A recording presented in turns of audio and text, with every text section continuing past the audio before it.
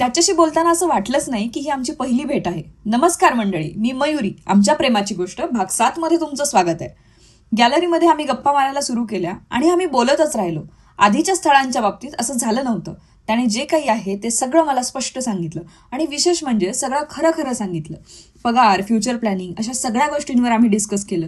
मुख्य म्हणजे 2-3 गोष्टींविषयी आमची मतं थोडी वेगळी होती. यावेळेस त्याने शांतपणे माझी बाजू ऐकून घेतली. ही खूप मोठी गोष्ट होती माझ्यासाठी.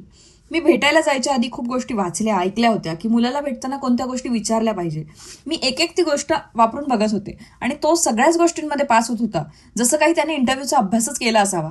पण त्याच्या वागण्यात सच्चपणा जाणवत होता. जे काही होतं ते स्पष्टपणे त्याने मला सांगितलं आणि कदाचित तेच मला भावलं. मी किती मोठा आहे असं बडेजाव त्याने अजिबात सांगितलं नाही. तो त्याच्या भविष्याबाबत अगदी क्लिअर होता. बऱ्याच गोष्टी आवडल्या मला त्याच्या. ते 15 मिनिटाचं आमचं पहिलं संभाषण मला आजही आठवतं. त्यातला एक शब्द आठवतो. अजिंक्य वेगळा मुलगा होता. आयुष्यात याआधी आलेल्या सगळ्या मुलांपेक्षा वेगळा.